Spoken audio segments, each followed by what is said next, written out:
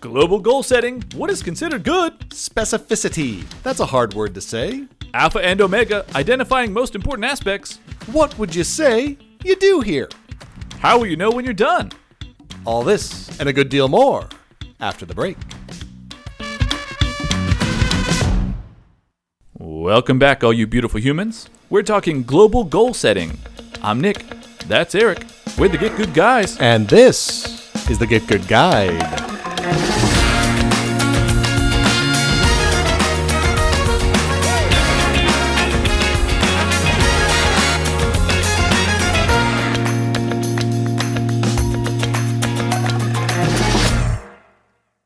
It's global goal setting. It is in phase 1 of the guide. We have been talking about the story we tell ourselves. We have been talking about the good is good concept, right? An idea, and now we are in the thick of it. We are setting goals, and those goals are initially global, right? But will not remain that way for long. Yeah. We're gonna get specific real quick. Oh yeah. Hoya. Let's talk about the beginning, shall we? Let us begin at the beginning. Let's begin at the beginning. We refer to this later, right? And we refer to this on the podcast very often about what society considers good. Yep. Yeah. This unit specifically seeks to take you through the process of setting a very specific goal. Right. Specificity is crucial, and it does so not purely internally. It's not just what do you think your goal should be, but it asks the user to consider what society thinks your goal should be, and then combine that with what you think your goal should be. And there's a couple of specific brainstorming exercises. Hey, what does society think is good? Right. And it's interesting. Way later in the guide, right, phase 4, you'll get to a point where we ask a similar question. Yeah. Maybe a less. It's for a very different purpose. Sure. And it sort of takes the process of the guide to be able to change the purpose of that question. Right. But a fairly simple exercise, brainstorming exercise, followed by a winnowing exercise, and then repeated both for society and self. Sure. At which point we get down to the alpha and the omega, right? The beginning and end, the two most important aspects. And we want to give them a name, right? Yeah. And then we want to give them a ranking. Right. Which one's the alpha, which one's the omega? Correct. I think we do it on a 100-point scale, essentially.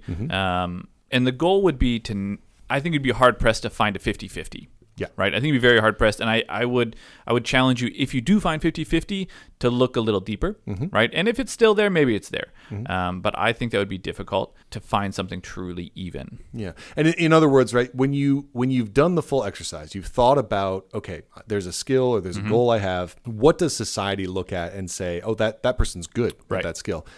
And then what do I say? And then I'm pulling these ideas, and then I'm getting these down to these two most of all of those brainstorms, these two most important ideas. Chances are the Pareto principle is going to hold true, right, or some aspect of it. It's unlikely that you have two flawlessly co-equal aspects of importance, and so that's a challenge, right? Because as you look at those two aspects, if one of them is 80%, that's the one you want. Well, there you go, right. Start there, right? Start there.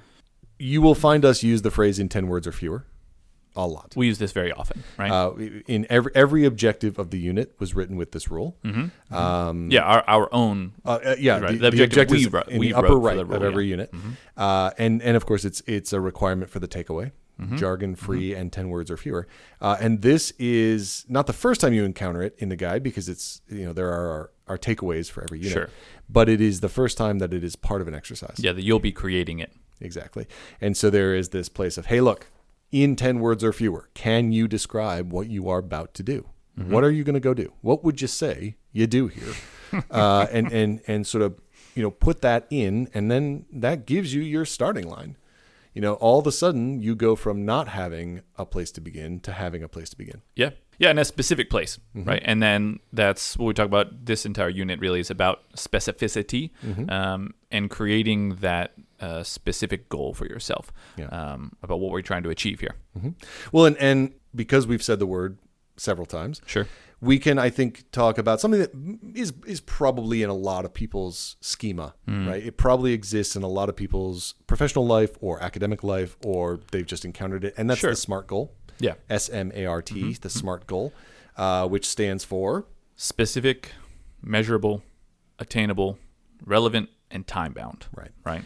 And you see the influence of this. This is conventional wisdom in the sense that, it's kind of inarguable. Yeah, it's not bad. It's great. Right. It's true. Yeah, you're gonna find it effective in a lot of things, and you'll find it reflected in a lot of places in the world, but especially productivity oriented, organizationally oriented things, and there are aspects of it that you find in the guide.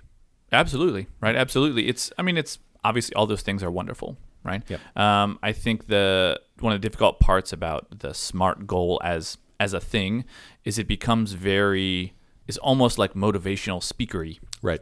Of like, use a SMART goal. Like, let's be smart about it. And there's really nothing specific about it. Right. Yeah. The number one mistake that gets made with a SMART goal is that it's not specific, that it's not broken down, that you've not really considered anything prior to setting that goal. Right. People do it backwards, where they go, I've set a goal, and then they check it against the try to be smart about it. Right. And then they sort of like, even if it's not necessarily all 5 of those things, they kind of try to shoehorn it in. Right. And sort of say like, this is the goal I wanted. Right. And that's, it's a version of a story you're telling yourself. It is what it is, right? You're not gonna live your best life here. Right. And you'll be inefficient. Yeah. Right. So often we find ourselves saying like, this is a trap, or this is an error. That doesn't mean it's a game ender. No. It doesn't mean you're just out of play now. Right. It's a lack of efficiency. Well, and talking, from the perspective of the guide, it's about efficiency. Right. So from our perspective, from the guide's perspective, it is game-ending-ish. Sure. Right? Because if we're not going to be effective with our time, then what are we doing? Right. Then why are we doing this? Now, I will say we have encountered in the writing of the guide a couple of other processes. Yes. Nest Similar, Labs. but, similar, although Nest Labs would argue quite different, right? Nest Labs is an organization that argues against a SMART goal because it is singular. And I think that's a reasonable statement, right? Something that happens, you'll notice, global goal setting is, I think, the 3rd unit in the Get Good Guide of 50 units. It is the beginning. It is not the end. And I think that's Nest Labs' point when they talk about their PACT goal. Sure. And what I'll say is, as far as similar, is that it's trying to achieve a similar thing. Sure. Right? Of like making your goal achievable. Right? Like that's how it's done might not be the same, but it's similar in what they want to achieve. Right.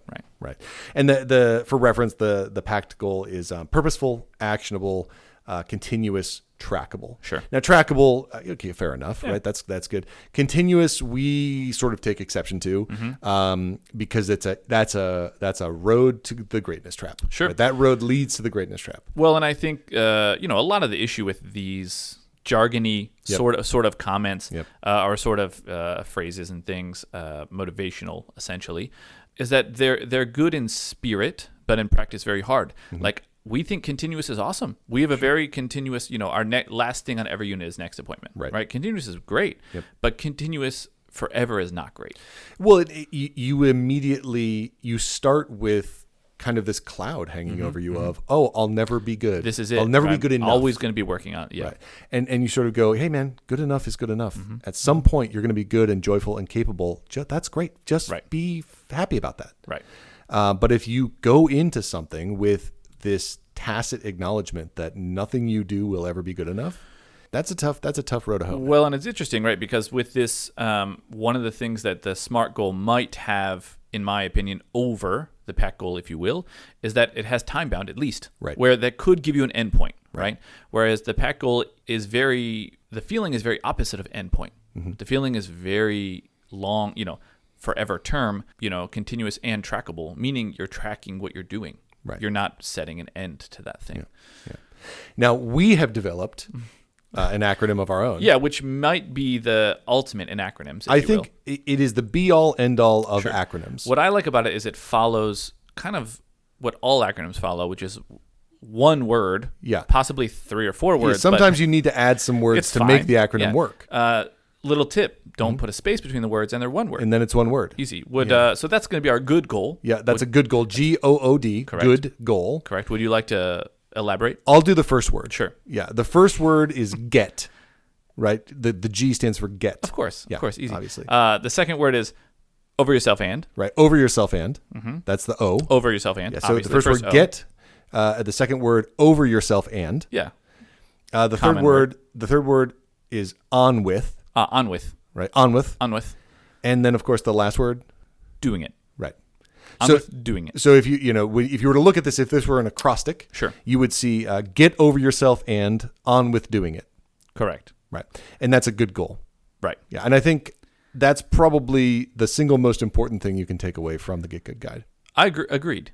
Yeah. I'd like to kind of in advance let everyone know, just you're welcome for that. Yeah. Right? Well, and TM. Of course. Right. Yeah. And we will absolutely come after you with litigation. This took a turn. It took a turn. But listen, you got to do what you got to do. Absolutely. We're coming up on the end of time, but I do want to mention one more aspect, which is the final question of the unit. Yeah. And that is, how will you know when you're done? Sure. And this is an interesting combination of the SMART goal and the PACT goal and the good goal. Yeah. Right? Because the last word of each of those acronyms in the SMART goal is time bound, right? So when will you be done? The Nest Labs is trackable. How will you track that you are done? And then for good, right, doing it is a process, but you will be done, presumably. If you're doing something at some point, you're done. Yeah, I'm struck with maybe the realization that it should be doing it until you're done for the last word, for the D, but we'll see. Yeah. Yeah, I mean, I don't want to mess with the sort of pure beauty of that As acronym. it stands, it's quite immaculate. Yeah. But we're going to talk about this more on the Patreon. Yeah, right? absolutely. We'll talk specifically about that question because it's a tough one. It's a tough one, but it's very important. Yeah. Right. It's very, very important, and it's hard. It's one we don't encounter all that often either. Right. How will you know when you're done? My friend, I think that is going to wrap it up for global goal setting. Let's do it. And we'll see all of you in the outro.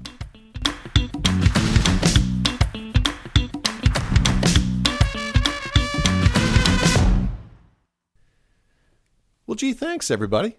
Appreciate you taking the time, spending that time here with us in the Get Good Grotto, talking about global goal setting and all that entails. If you do want to get a little bit more about this episode and all the others, you can go ahead and check out our Patreon feed, where you'll find a companion episode to each of the main feed episodes, as well as some bonus content here and there. The website for that, of course, is patreon.com/getgoodguide. And the website itself, getgood.guide, where you can find links to episodes, episode descriptions, and get yourself a copy of the Get Good Guide.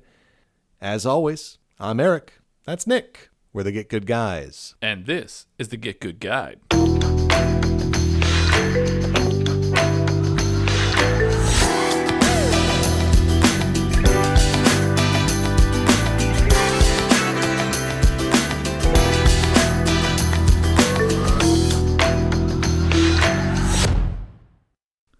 Welcome to the content realm. That's nothing. Let's not do that. It's not a thing.